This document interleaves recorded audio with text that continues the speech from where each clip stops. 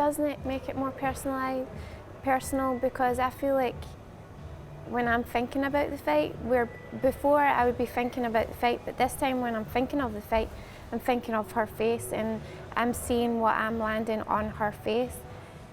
Joanne Calderwood, welcome back to BT Sport. How are you? I'm good. It's good to be back. Thank you. Always nice to be in the heat as well, something that you've become accustomed to since moving to Las Vegas. Yes. Just before we started shooting this, you told me that it's winter in Vegas and it's cold. Come on, man. It ain't Scottish winter, is it? I know.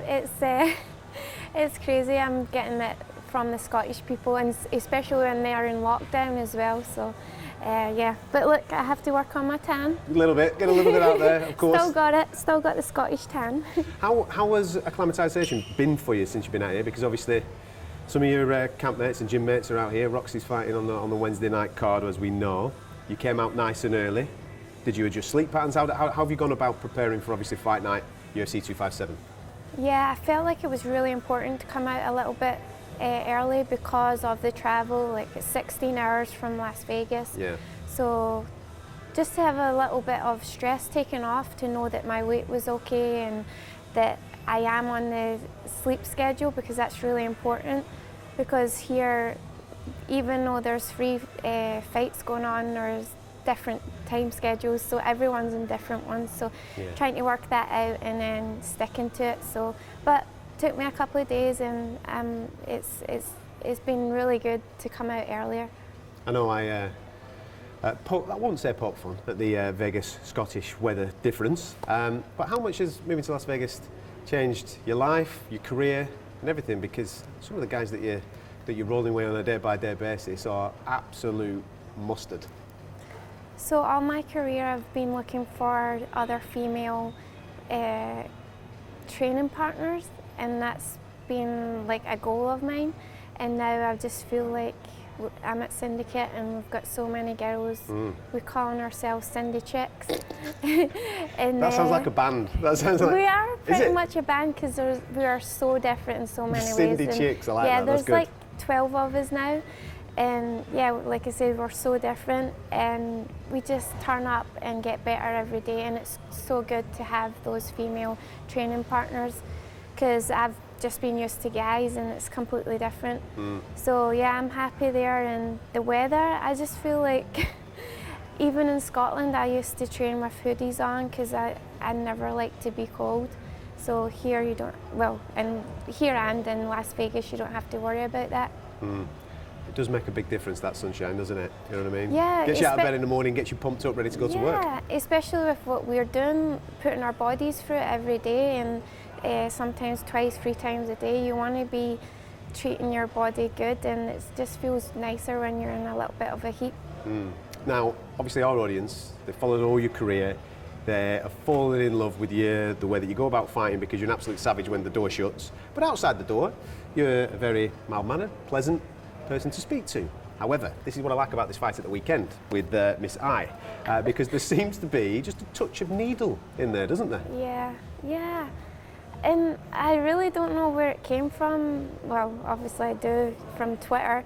But you know, I was dying to fight, and then she took a short notice fight. She missed weight, but she was celebrating that it was only 0.2, and I just kind of put it out there that, come on, it wasn't 0.2, because I had heard other things that she done the curtain trick. So I just called her out on it. I'm always honest, and then she just attacked me and said I was fake, and but she's a bully. She walks around like a bully, and I'm just looking forward to, you know, I don't have to prove anything right now, just have to prove it on Saturday night. I saw her make one reference towards you, I think even Lauren Murphy as well, that she made a reference to, referring that you had an ugly soul. I don't know what that is. Have you heard that one? Have you seen her say that? I don't want to be grassing, so if Jessica's watching, then I'll say this to you as well. But I saw that, and like you say, that needle, since the Twitter back and forth that you guys had, really has picked up some serious momentum. Does it add to the spice of a fight at the weekend? Does it, I don't know, make it more personal? I don't know. Doesn't it make it more personal? Because I feel like when I'm thinking about the fight, where before I would be thinking about the fight, but this time when I'm thinking of the fight, I'm thinking of her face, and I'm seeing what I'm landing on her face. And just like hearing things like this, it does just kind of burn that fire in you. Like every day in every fight, you're always wanting to prove people wrong, because no matter who you are, you've always got people out there saying, oh, she can't do it, or she sounds so and so, or she has an ugly soul, and you're just out there to prove them all wrong. And so it's just another day at the office for me, and another day in the life of me. Are you saying that I just poured petrol on the fire, obviously letting you in on that piece of information? Yeah, thank you. Expect a war then, ladies and gentlemen, at the weekend. It should be an absolute crackerjack. Let's talk about your year last year, because you were in prime position for a long period of last year, weren't you, for that title shot against Valentina. Her injury obviously was affecting your activity because you were waiting for so long. Talk to me through the decision to take the fight with Maya. There's just a lot of stresses, the pandemic was happening as well, and I just love to be active, and I feel like when I'm not active, I'm like in the gym, I'm still working hard every day, but to not have that goal at the end. And I've been in that position before, but I've been injured, so it's hard when you're like ready to go, and like Jessica getting short notice fights, other people fighting in the division, and I'm like, oh yeah, I'm in a great position, but I'm also sitting on the bench not doing anything, not making a living, not getting any money. So when it got put back the second time, I just took that decision, and my coaches as well, and the whole team just was like, yeah, let's get her back in there. And then I was actually in quarantine at the time because my fiance had COVID, so it probably wasn't, the timing wasn't probably right, but we were like, the UFC offered us an opportunity, and you don't turn them down. So and I wanted to fight, so it was short notice, but we done it anyway, and we took that risk, didn't pay off, but here we are. I'm healthy and I'm ready to fight again, and it's only been a few months since then. I wish more people had that attitude of wanting to take risks and wanting to take fights, even though it was kind of a lose-lose situation for you, because you were there. You were the girl. You were next in line for that title. Do you look back at it now with any regret whatsoever, or is it's just part of my journey? Yeah, like a couple of days I was down in the dumps, especially after a loss, and I was not well that day, and it was just a roller coaster. And then you just talk through that, because you had a bit of a health scare afterwards, didn't you? Did you pass out after? Yeah, I passed out, and then I got taken in the ambulance, and my fiance told me that he got put in the front, and they called for backup. They weren't leaving because my heart had dropped, and they wanted backup in case like they had to resuscitate me. And he told me all this afterwards, because I was kind of out of it. And so it was scary, and it does make me a little bit emotional now thinking about it. But like you says, it's part of my journey, and I don't know, should I not have done it, or probably not, but I'm here now and I'm healthy, so that's stay positive, and then look forward to that.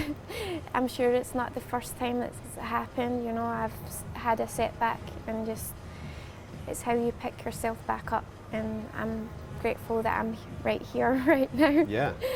And I'm healthy, like I said, so. Well, this is a big one, and I've spoken to all fighters that aren't Conor about this Conor card. There's always more eyes when Conor's fighting, so to get an opportunity just before the co-main event, which is another cracking fight, to take on a contender who's alongside you in the rankings in this division, that must be mouth-watering. You must be thinking to yourself, right, here we go. This is an opportunity to get myself back in line for Valentina. Yeah, it's like Conor brings a buzz, and then with the crowd, it's historical to be in this position, and especially coming off a loss. So there's more at stake. So I feel like it's just going to make it even better for me going in there on Saturday, and I'm grateful to still be here and be the Coco, I've been calling it. And yeah, I'm grateful for that spot. And then yeah, I'm going to work my way back, perform Saturday and get back to where I want to be and earn that spot back. There's a lot of flux in the division, isn't there? How, I mean, you were there, okay, it's only one defeat. So how far off do you think you are? Is it one win? Is it two wins? What is it? Yeah, and that was part of our decision, you know, the worst we could lose, which happened, but the division's not that big right now. There's a couple of contenders, but I could go out and perform Saturday, get maybe another win, but she's number 6 right now, I'm number 7. Get back into number 6 position, hit the top 5, and then I'm straight back where I was before I lost. But away we go. What are her strengths? Her strengths, she's a boxer, she's a brawler, she comes to fight, put pressure on. So yeah, she's just I'm guessing she's gonna be in my face, but Yeah, but you love that. yeah, I love that. That's your style. You like that, don't you? My style is Muay Thai, Yeah. which beats boxing. You know, there's more weapons there that I can use against hard boxing. So, but for sure she's going to take me down. I don't know if she's smart enough to stick to her game plan, but we'll see on Saturday. We will see on Saturday. How does it play out in your eyes, Jo? Says I've prepared for the best she's going to be, and I feel like I'm the best I am, and obviously I'm going in there and going to give her everything, even the kitchen sink, and get the W. That's not a present, by the way, the kitchen sink, just in case you don't understand what she just said. She's throwing everything that she's got at her, with a little bit of extra petrol on that bonfire that we were speaking about earlier on. Joanne, thank you so much for your time. Thank Go you. well at the weekend. We're looking forward to seeing you fight. Thank you.